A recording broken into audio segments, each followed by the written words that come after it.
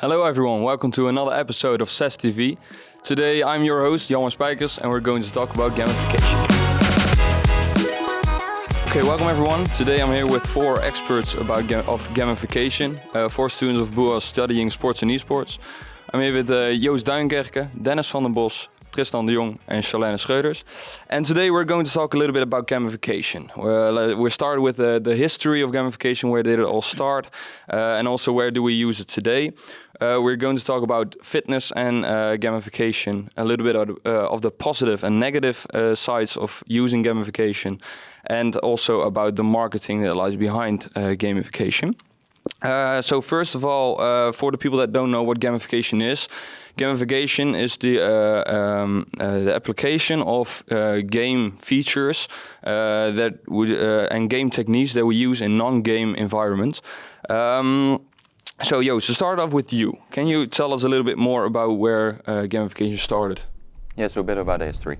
History is quite important when we are looking at gamification, because gamification is really broad, and I will name a few examples.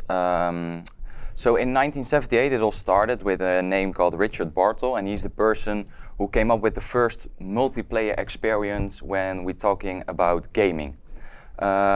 This is being seen as the first implementation of gamification and in the multiplayer experience, and this is a really important part for later on, because in 1994 Sony released the PlayStation 1, and I think we all know PlayStation, and a lot of us have a PlayStation, but this is the first console where gamification is being implemented into the real world, where everyone has access to it. Then in 2002 there was a company called SES Games, and they were founded, and they used a certain program which was called SES Games, and they used gamification in order to run simulations. So if we come up with a weird example, let's say World War III. They have a program where they can implement certain activities of, for example, soldiers, and they can see how a war will end, so to say. So with this kind of simulations, it's being used to see how things will go. But you can also see this in very different examples. So we can say the new release of Ferrari. You can run a simulation with gamification in order to see how well this car will perform. But back then it wasn't actually called gamification, which is quite strange actually, because since 2003 the name gamification came up, because it's all about what you already mentioned about what gamification is. It's implementing game-like into not game environments, so to say. So in 1994, the gamification really began within the PlayStation 1. Yeah, so I expect you have a PlayStation then? Yeah, so that's actually one of the biggest examples, which is quite familiar towards everyone, because indeed in 1994 the PlayStation was released, and this was one of the, it was a big success, and mainly because gamification is actually a lot of people like, even though they don't know that the name gamification exists, so to say. So yeah, indeed. Yeah, that's true, because gamification is everywhere around us. You see it in the grocery stores, where you can collect points by buying more groceries. Yeah. Actually a great example of using gamification, because if I can talk about my interview, I talked with Bas Beckers, who's a colleague of my dad. And at first, when I went to seek for this interview, I asked my dad, like, hey, I have to do an interview about gamification. And he was like, what is gamification? So I explained everything, and he's like, well, that's really broad, and we use it everywhere. So he sent me the link of Bas, and Bas was in first instance, he said as well, what is gamification? And we needed to find someone who was already also an expert of it, which was really weird, because he didn't see himself as an expert of gamification. But once I explained what gamification is, some examples of it, for example, what you said with the supermarket and collecting points, he said, well, we use some techniques also here, but it's a bit different. He works at the company Philips, especially in the Philips healthcare department. and they are making a system where they can see an MRE scan of your whole body. So not only your bones, for example, but also in your brains. And brains is one of the most difficult parts to see through, with radiation, for example. And they are using augmented reality, but also virtual reality, in order to use these systems and these programs. And he also said we are also making an augmented reality sort of glasses or an implementation for the Oculus Quest, which is quite familiar towards everyone. So they can see in their space that they have available, and this is for doctors, there's a space available and they can just place the scan, for example, there. They can move some cabinets over there, so they can really make up their space in order to see how large the machine is, because it's quite a large machine and a lot of doctors are not aware of this. And another part of gamification is simulation, as already explained with serious games in history. But they're using it now to let a few of the best doctors, they come over to Philips in near Eindhoven in Best. There's the main department of healthcare. They are coming to visit there, and they get a sort of a small practice of how the simulation will work, and then they have to do a surgery on a non-existing person. And they can use the new machines. And this is a really, really important and great step for gamification, because people can see how it can be used. And as you can see, the doctors are getting used to a sort of system which is new to them, but which can save a lot of lives.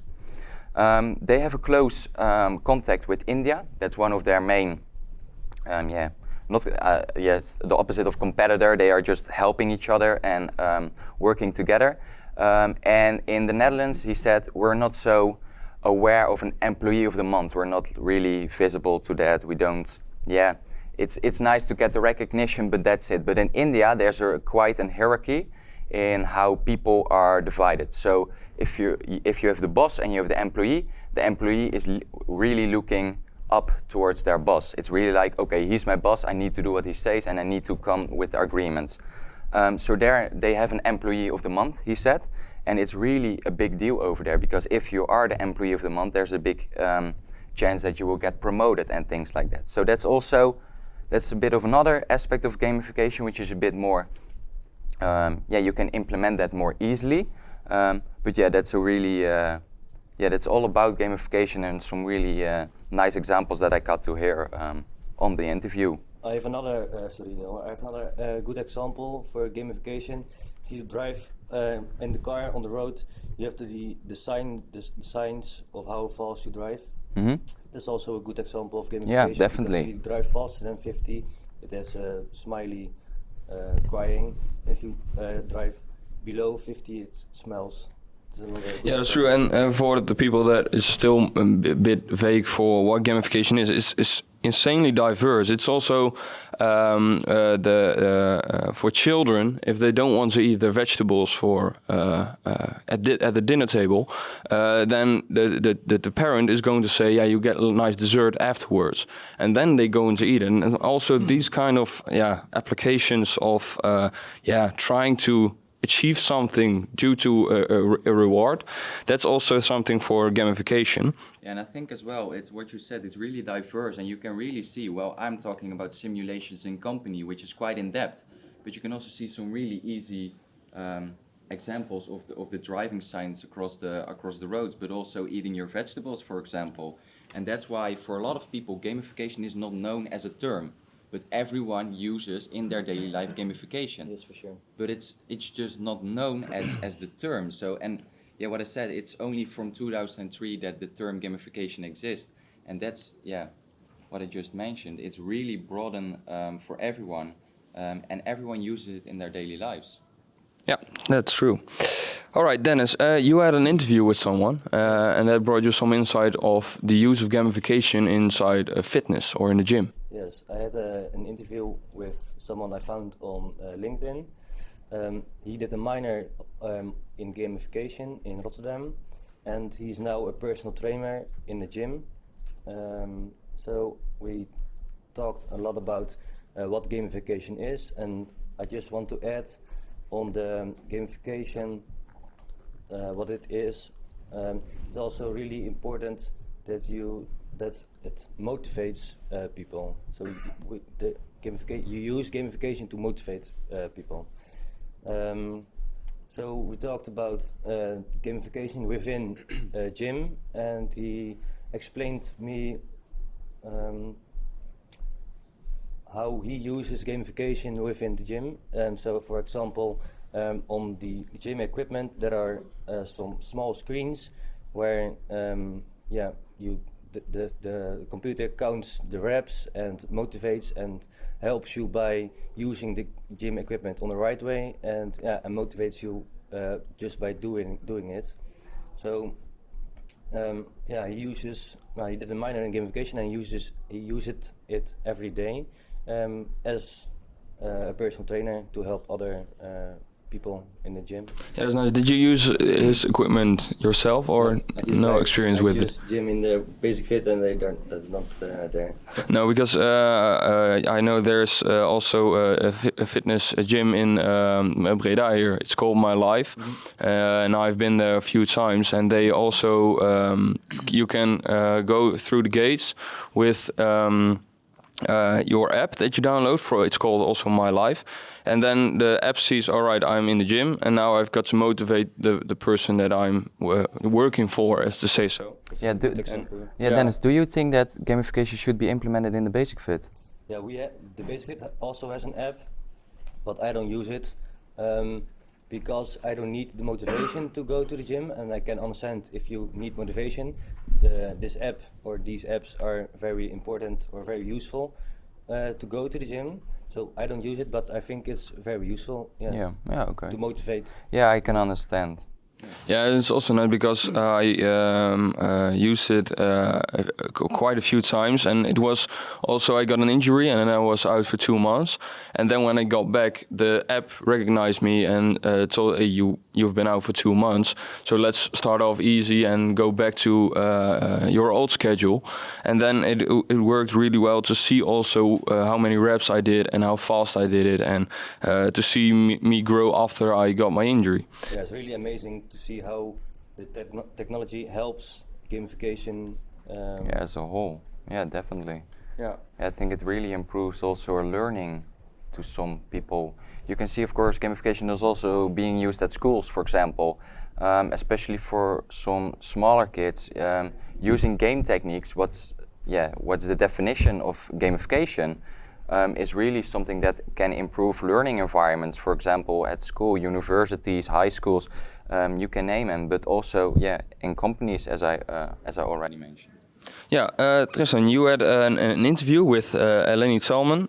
She's a psychology student in Germany, and she did a thesis about the positive and negative sides of gamification. Can you tell us a little bit more about that? Yeah, as you said, I did my interview with Eleni. She wrote a thesis about gamification, and then she mainly focused on like what is the motivation of people when they're using the gamification tools.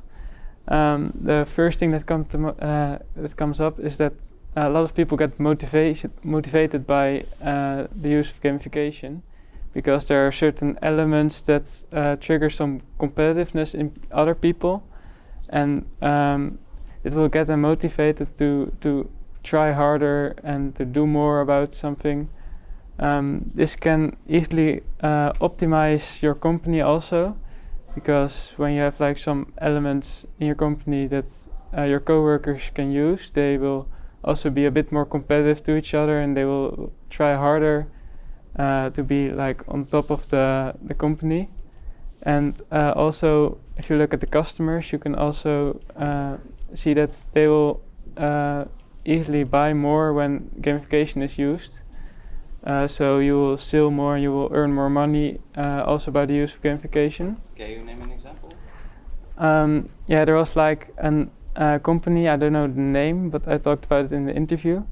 And they had a platform in which the whole company could place messages and about the work, and then they counted like how many messages everyone placed, and then there was a bit of a ranking, and everyone wanted to be on top, so everyone just tried harder to to put more effort in it.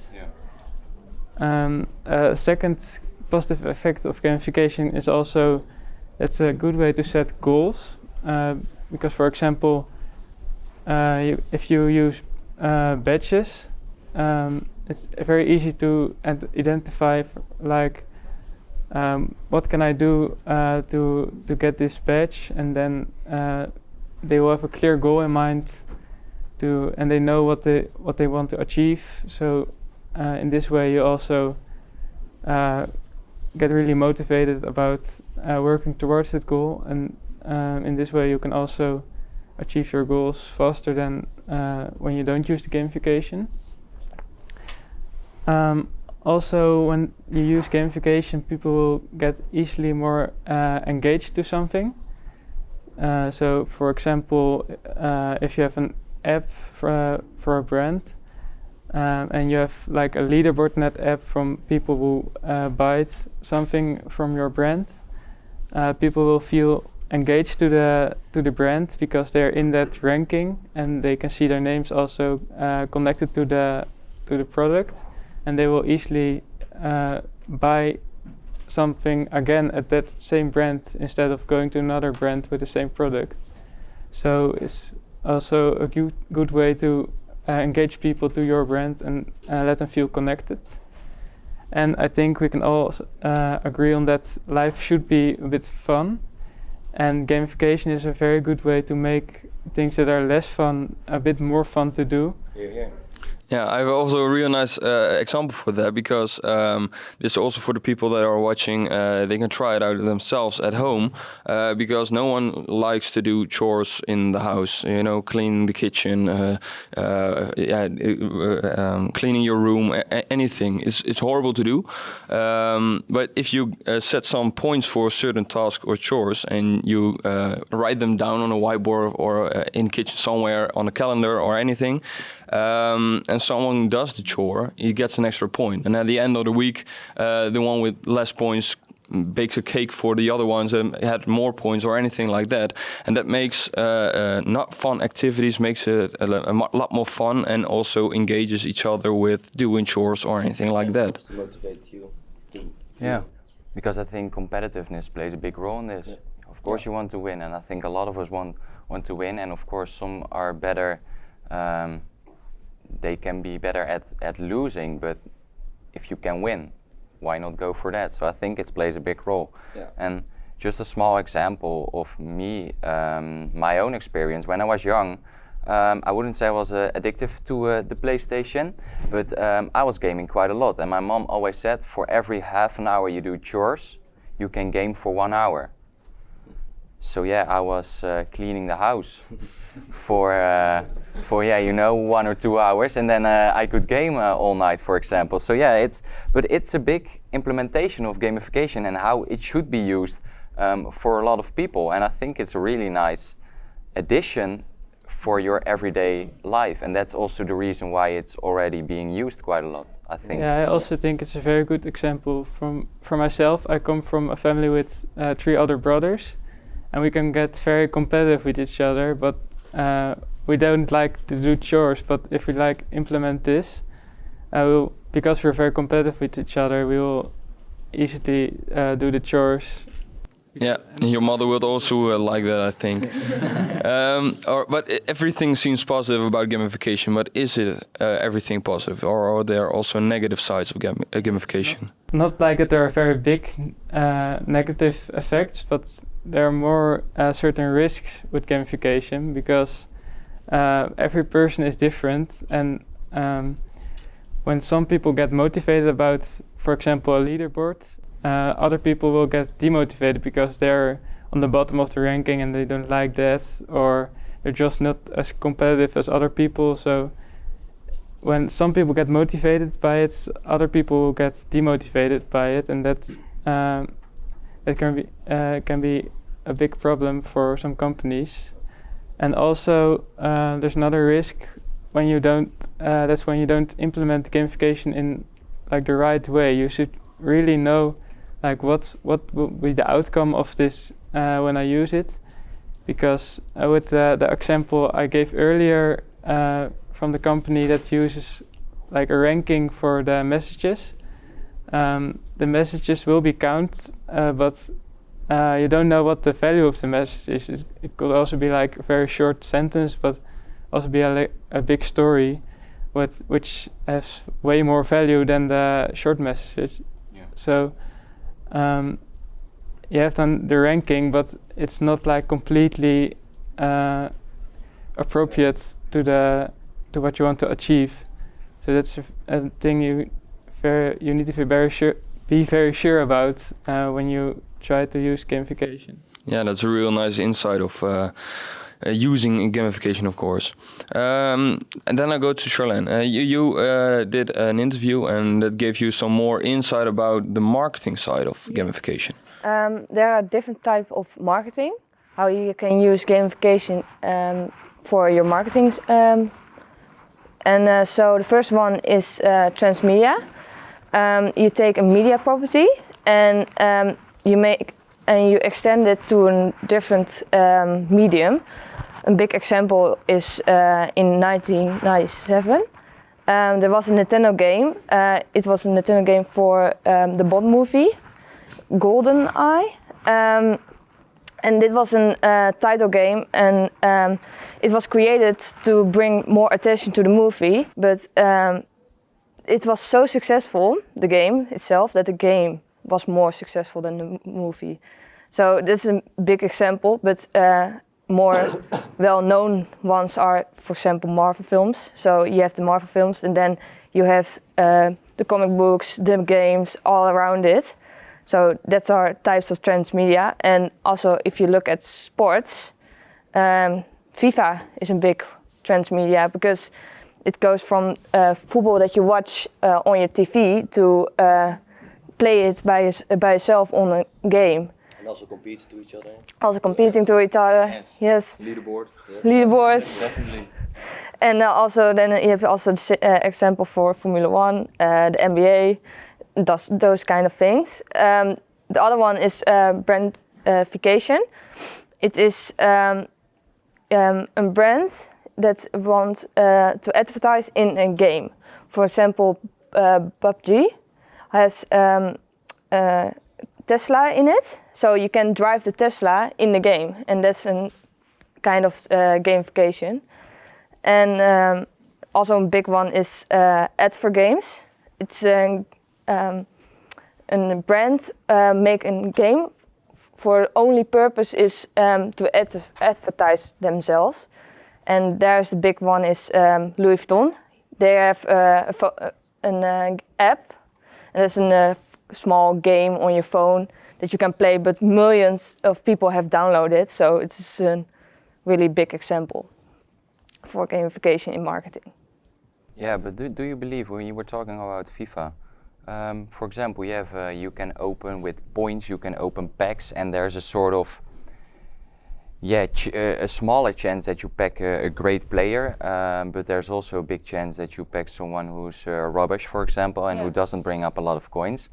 But do you think this is also part of gamification? Sort of, I wouldn't say gambling, but it sort of is. Yeah. I've talked about with my interview about that.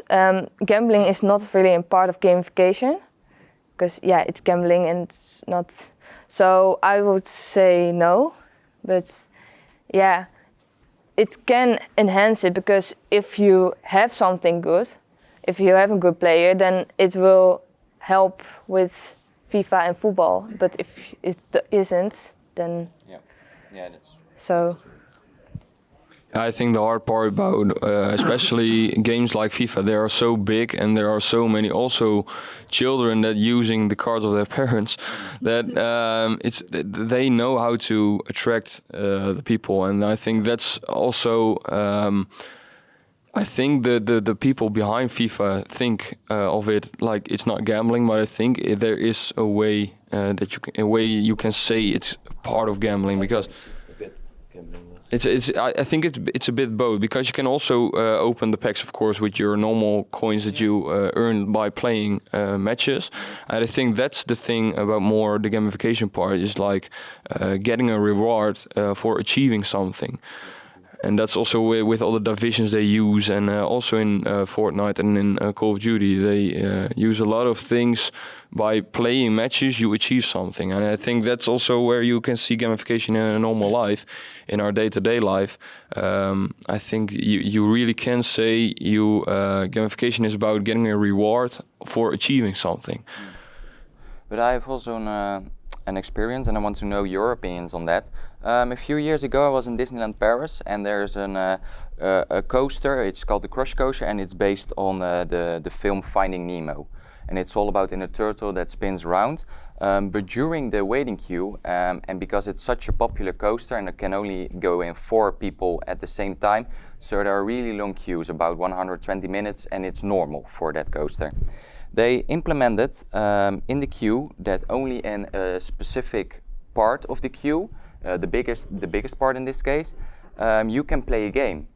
And this game is all about Finding Nemo. So how do you think? Well, it's a question for all of you. How do you play the game? On your mobile phone or? Yeah, so there's a QR code that you can scan on the certain part of the queue, and it's really big advertised in the queue itself, so everyone knows that they can play a game which is related towards the coaster. But I'm just curious what your opinion is about. Is this also part of gamification? I think it's a good example of gamification, and I think it's smart of Disneyland to make like this app for the queue line. Why?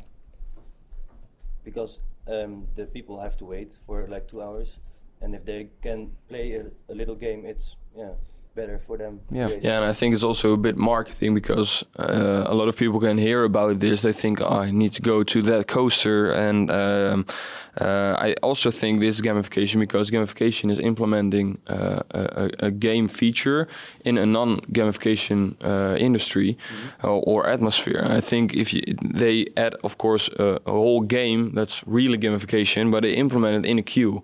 And that's where I think it's you can call it gamification. And it's also, for an example, in Stockholm, they have in the city the metro station. They have stairs and escalators, but they wanted to improve the health of the people. So they implemented the sound of piano on the stairs, and then when they walk those stairs, they hear every step they take another sound of the piano. And the research showed that there was an increase of 66% of the people that took the stairs instead of the escalator. Yeah, that's really a big increase. And I think these are the most important things we should do in our day-to-day life, to implement gamification, to increase our health, our communication with each other. And I think we can, as future leisure experts, also really can use gamification in being healthy for the world. So on our own events, like no garbage waste, so make it nice to throw plastic at the plastic and paper at paper trash cans. And I think there's for us all a real nice future in gamification and implementing it in our leisure expertness. Totally agree. Yeah, I think that's some great examples, if we can say so, that we could indeed implement into our world that we have right now. And as you said, it's only in Stockholm right now. I don't know if it's in more places already. No, I'm not sure about that. But yeah, why wouldn't we? If it's really showing an increase, it's make it popular anywhere else. I don't know, maybe here in Breda, also locally. And it's, maybe in a piano stairs is a bit technical and bit harder, and cost-wise it will cost, of course, some money. But you can also implement this in a bit of a lower, smaller scale, so to say. So I think it's a bit. I think this shows somewhere where our future will go. But I'm just curious, what do you think about, in your interviews, you were all talking to different experts, all different topics. What do you think, what you learned in your interview, what is the future going to look like for your topic? If I can start with you, Tristan.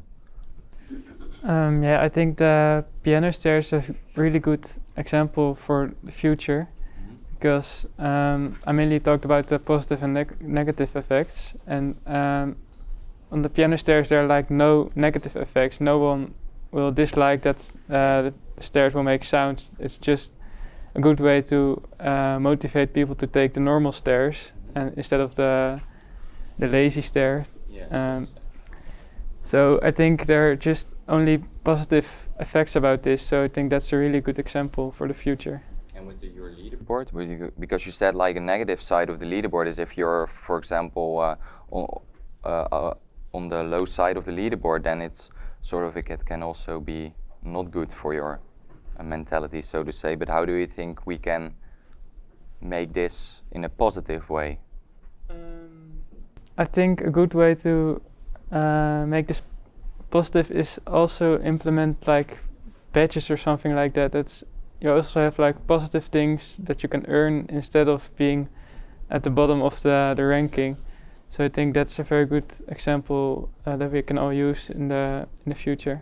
Yeah, and for you, Char? Yeah, for me, it's for if you look at marketing, it's mainly brand loyalty. For a big example, a football club in Brugge, they had created a kind of like Pokemon Go game with QR codes over whole the city, and they could scan them and have a little game and a little bit of AR, and this will create more brand loyalty because you go to the town and you go to the club and you go everywhere and you see the whole experience of a football club. So for me, it's mainly, if you look at marketing, brand loyalty. Yeah, I can agree. For you, Dennis? I don't know where the future will go, but I think the future of the gamification is already quite far within gym equipment, with the screens where I just talked about. Yeah, I think that this also they are really far within gamification with the gym. Yeah, I think I think maybe more parties should help each other with using gamification or increasing health for your own. I think also what you said about the Club Brugge, I think if they have a nice idea, they maybe can also a little bit marketing, sell it to other clubs, but that it also helps those clubs by attracting, for example, spectators or to hope that supporters come to the venue by bike or walking or anything like that. And I think it's also, I really like for Formula One, for example, the vote driver of the day, that the people can vote on which driver they think is the best. And I think that this is something they should maybe implement in more sports or more events or at football, but also at, for example, a festival with a lot of DJs or and that they can vote on which one was the best of the evening, and also to give a little bit of a prize to the one that got the best, because I think that is also they have a vote driver of the day and they say you're the driver of the day and they say, oh nice, thank you, but there is no reward or anything, and I think that's something again to reward someone for achieving a certain goal. Yeah. What do you think about Philips? For Philips Healthcare, it's really, I think they're already looking at the future. When you're looking at the simulation for their systems, for example, it's a sort of future-wise looking at how things will look when the systems are done and being transported towards all these different kind of hospitals. So I think, simulation, what I already explained with the doctors who are trying out with a non-existing patient, this is already a bit of looking into the future and how the doctors will use it. But I think for Philips Healthcare, this is also marketing, what you said, because these systems are like really expensive. You have to think about millions of dollars. And for hospitals, this is also not free, of course, because Philips have to make their revenue as well. So I think this is also a sort of, check it out, and if you like it, then you're already a bit of convinced that you will buy the product, so to say. And in this case, the product is quite extensive, quite big. But this really shows a sort of sales gamification implementation of gamification into different companies, for example, and just Philips is, of course, a small example. I think if you look at, for example, the MediaMarkt, they also doing things like this, like 14 days, get your money back, sort of try it out, and after that, if you don't like it, you can get your money back. It's a sort of, I would say it's a sort of gamification. Gamification is so broad that it can be used almost everywhere, and it's already being used more than we all know. Yeah, it's really, it's really broad. So I think, for Philips, this is probably the future, and I think a big part of that is in sales and marketing. When looking at gamification. Yeah, definitely. I want to thank you for your nice insights. But because we all said gamification is so big and so diverse, I understand there are maybe some unclarities for the audience. Are there any questions for our experts? First of all, thank you very much for the discussion. I think that was very helpful to get more insights into gamification. I have a question regarding the potential risks. And I don't know who's the best suited to answer me this question, but where would you personally cross the line between gamification and gambling? For example, would playing in a lottery still be gamification, or is this like gambling, and why would you say that has nothing to do with gamification? Well, if I may answer this question, I think when there's money involved, I think we can clearly see and we really cross that border from gamification to gambling. I think when money is involved, it's gambling. With what Hjalmar already mentioned, for example, about FIFA, you also have your own coins, which are being, you get them as reward for playing games, doing objectives. You get your own money, your own currency in game. I don't think that doesn't count as gambling. It's just a sort of in-game transactions, and it doesn't have anything to do with real money involved. I think because the real meaning of gamification is, of course, to have a game technique or a game thinking way in a non-gaming environment. And I think for gambling, putting your money in on a football match, for example, isn't a game technique. That's something you do in your daily life. And that's where I think you should think of yourself. Is it a game technique that is being used here? Yes, it's gamification. No, it's not gamification. Yeah, I think that's the best answer to give. Yeah, and definitely. Gaming and gamification is also different. Yeah, gaming definitely. And gamification is different. Okay. Yeah. Thank you. Thank you.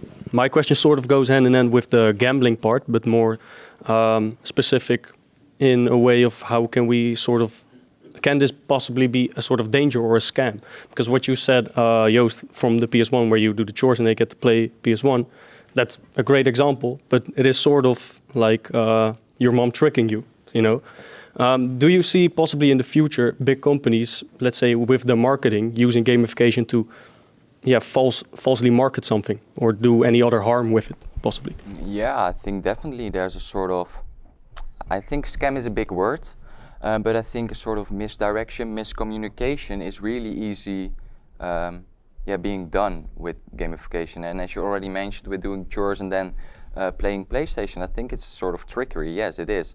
But I think when looking at the whole world, I think, let's say for adults, I think you can easily say no to something when seeing it's a sort of scam.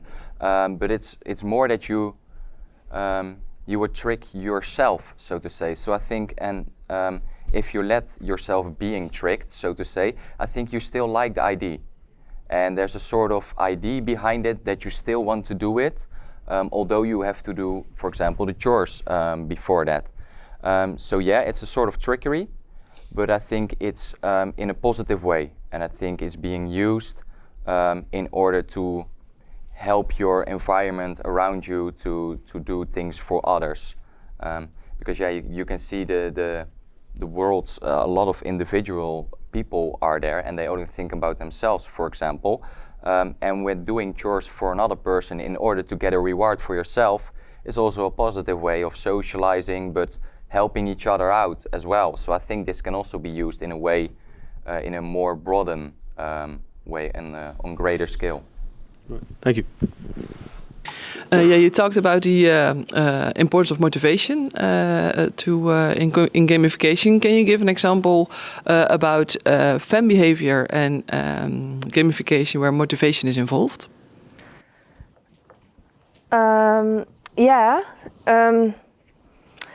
With my interview, I had talked about the hiking bond, and they want to motivate their people to hike more in December. So they created a Christmas event calendar, and every day you need to open it, and there was a task. And that task you had to do for it to get prizes or article or tips or tricks to enhance your hiking experience. So I think that's a good example of it. All right, I think that's it. Then it's just up to me to thank, of course, our guests for their enlightening information. And I want to thank the audience for their attention. And see you later. Thank you.